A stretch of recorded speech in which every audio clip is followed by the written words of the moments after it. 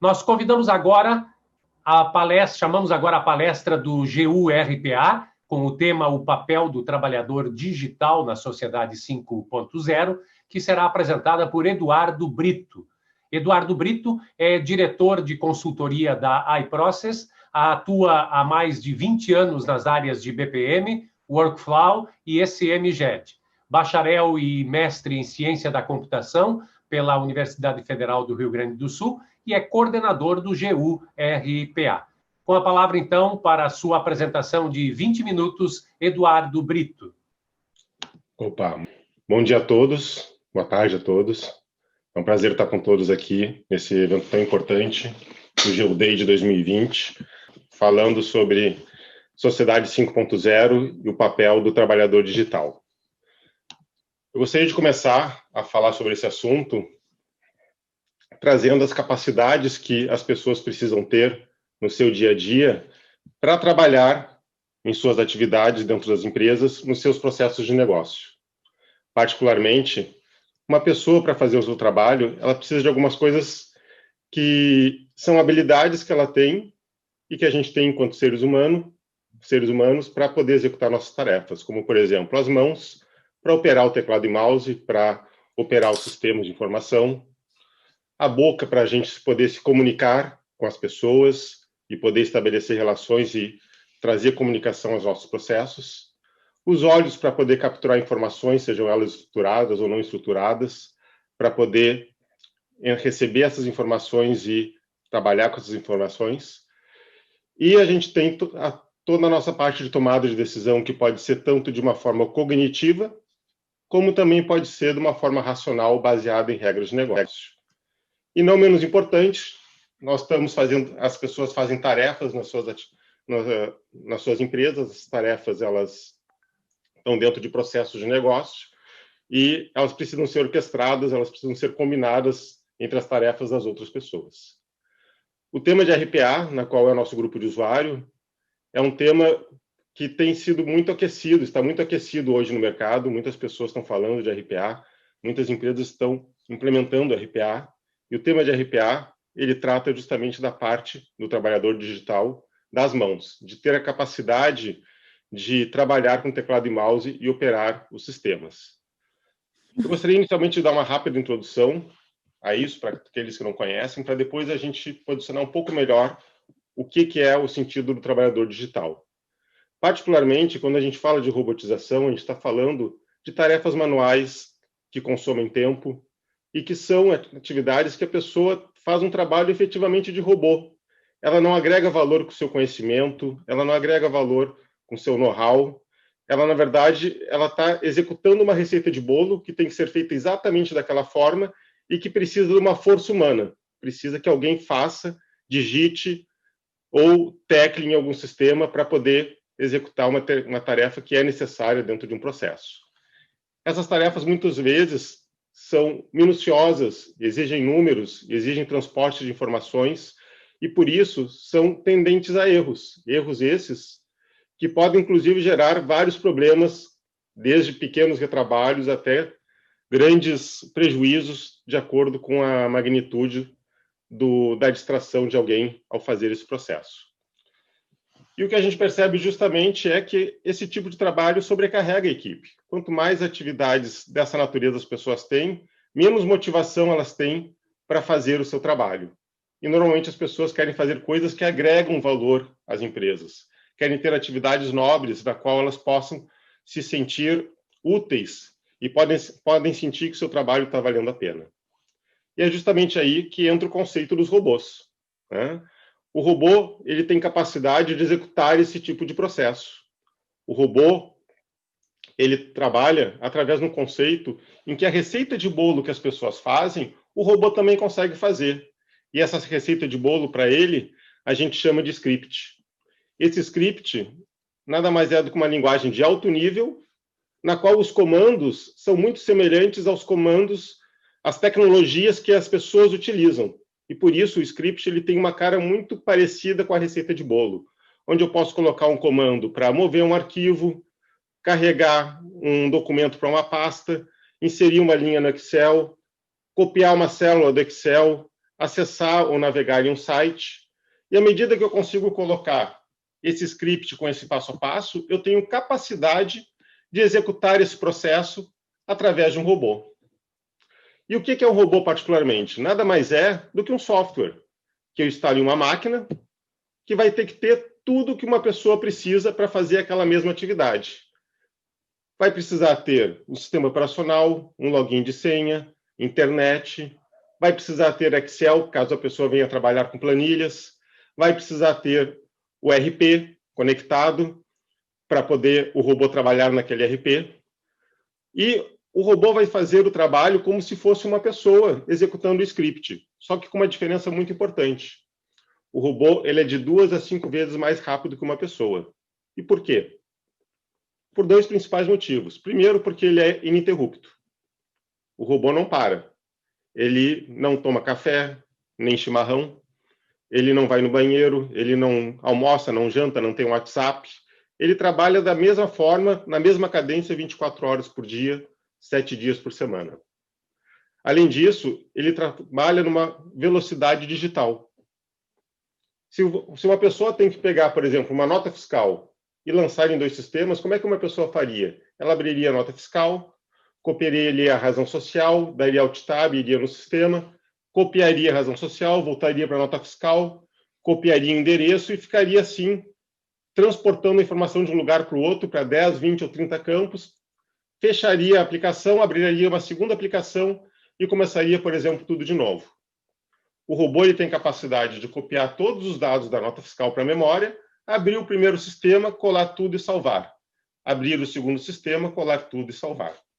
E tudo isso ele faz com uma redução enorme de erros, porque o robô não se distrai, e com total rastreabilidade. Então, dada essa introdução ao robô, eu queria agora trazer, então, novamente o conceito para vocês do trabalhador digital. A gente viu que o trabalhador humano ele precisa ter todas essas capacidades para poder executar os trabalhos nas empresas. A grande verdade é que a gente já tem uma série de tecnologias, inclusive algumas já vistas ao longo do dia de hoje, que permitem a gente suplementar ao trabalhador digital essas habilidades, essas capacidades, e com isso fazer com que esse nível de independência e de automação possa chegar muito mais longe.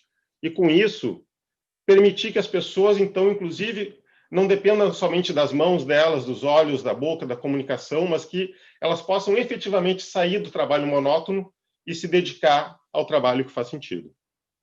Particularmente, vendo de cima para baixo, a parte de tomada de decisões lógicas, a gente tem soluções de motor de regra de negócio. A parte de tomada de decisões cognitivas, a gente tem mecanismos de machine learning e de inteligência artificial. A captura de informações em documentos estruturados e não estruturados pode ser obtida por soluções de captura cognitiva.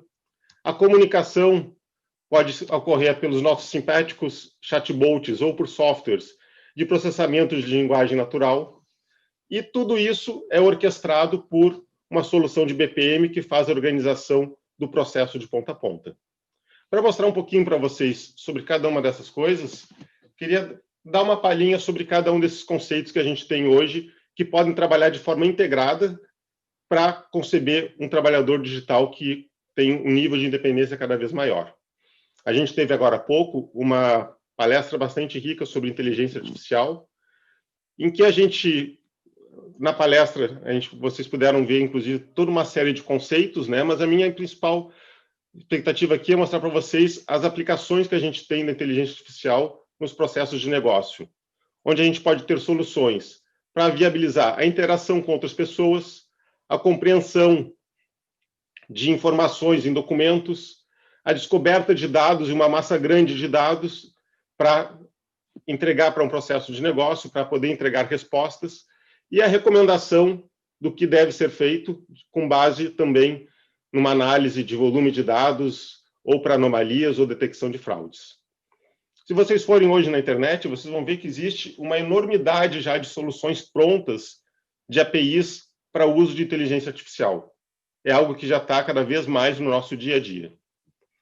Além disso, as pessoas têm que tomar decisões lógicas. E para isso nós temos soluções de modelagem de regras de negócio muito complexas que conseguem, através de modelos como esse, de DMN, Decision Model Notation, que é uma notação para modelagem de tomada de decisões, eu consigo colocar decisões extremamente complexas dentro de um ambiente de fácil representação, com tabelas de decisões, com português estruturado, e com isso eu consigo delegar para um motor de regras a capacidade de tomar milhares de decisões por segundo, agilizando assim os processos de negócio e trazendo conformidade. A comunicação também não fica atrás, né? Hoje em dia os chatbots já estão aí falando com a gente nos sites, no WhatsApp, até por telefone, né? Em URAS a gente já tem chatbots que conversam conosco.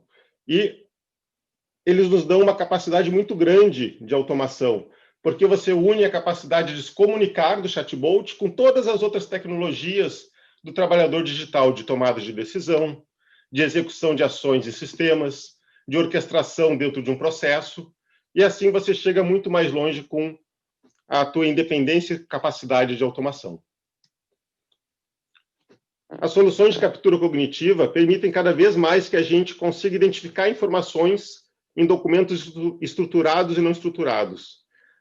Ali vocês viram rapidamente a criação, por exemplo, de uma ontologia, onde eu consigo, a partir de uma árvore de termos, mapear documentos e depois trabalhar no modelo de curadoria, onde eu mostro para o mecanismo aonde estão as informações, ele aprende e cada vez mais ele consegue aplicar esse conhecimento em modelos que ele não conhece. E por fim, mas não menos importante, uma outra grande capacidade importante do trabalhador digital é conseguir interagir dentro de um processo de negócio. E nesse sentido, as soluções de BPM vêm nos ajudar para que a gente tenha uma visão de processo de ponta a ponta, onde ao longo desse processo podem interagir pessoas, sistemas e robôs. E isso tudo ocorre de forma fluida com uma solução de orquestração como uma solução de workflow. Qual o sentido de tudo isso? É trazer para vocês o que está acontecendo hoje e que, particularmente, na minha experiência profissional, que trabalho com automação, com RPA e com BPM, vejo todos os dias. As pessoas agora estão começando a poder fazer trabalho de pessoas. Estão podendo fazer trabalhos que não são somente aqueles trabalhos repetitivos, em que elas atuam como máquinas, e sim trabalhos que agregam valor ao negócio.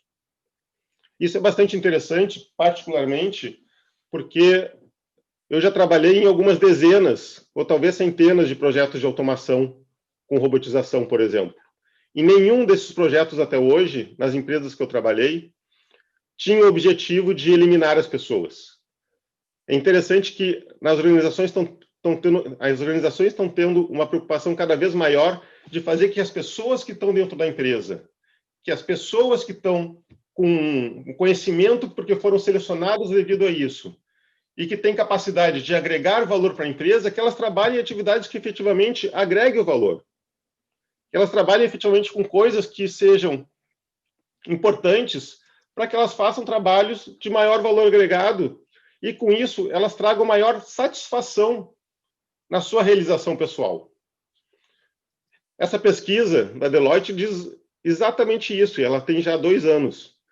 80% das pessoas que tiveram suas atividades automatizadas se sentiram satisfeitas ou aumentou sua satisfação no trabalho por causa dessa automação, porque elas puderam se libertar daquilo na qual elas eram robôs e elas puderam mostrar o seu valor, puderam mostrar o seu conhecimento, puderam mostrar como elas podem contribuir mais para a organização. E, evidentemente, que isso traz mais satisfação para as pessoas. Fora a possibilidade de eu ter uma estabilidade maior, seja ela no meu dia a dia, sabendo que as atividades repetitivas podem ser escaladas com mais robôs e eu posso me dedicar na minha jornada de trabalho a fazer realmente o que eu agrego, seja na estabilidade da equipe, onde eventualmente um pico não vai fazer com que toda hora pessoas tenham que ser contratadas ou demitidas, que eu consiga ter um corpo de trabalho, um conjunto de pessoas do meu time que trabalham, né, com baixa rotatividade, porque a empresa mantém uma estabilidade na sua operação. Ou seja, eu percebo no dia a dia, eu percebo nos vários clientes que a gente já trabalhou e trabalha, uma grande satisfação e uma grande possibilidade de trazer para as pessoas que fazem atividades repetitivas, e está cheio por aí, né? O que não falta, uma possibilidade de ter uma melhor qualidade de vida, uma possibilidade de ter capacidade de agregar mais valor e se sentir mais satisfeito com o que está fazendo no seu negócio. E para nós, isso é um dos maiores papéis que o trabalhador digital vem trazer para a sociedade, e qualidade de vida é um dos pilares da sociedade 5.0. Agradeço a todos aí pela oportunidade de estar conversando com vocês. Aqui estão os meus contatos. E se tiver alguma pergunta, estou à disposição, Luiz. Se não, foi um prazer estar com vocês hoje à tarde. Obrigado. Ok, Eduardo Brito, nós agradecemos a tua excelente participação na programação do GU Day 2020. Muito obrigado, Eduardo.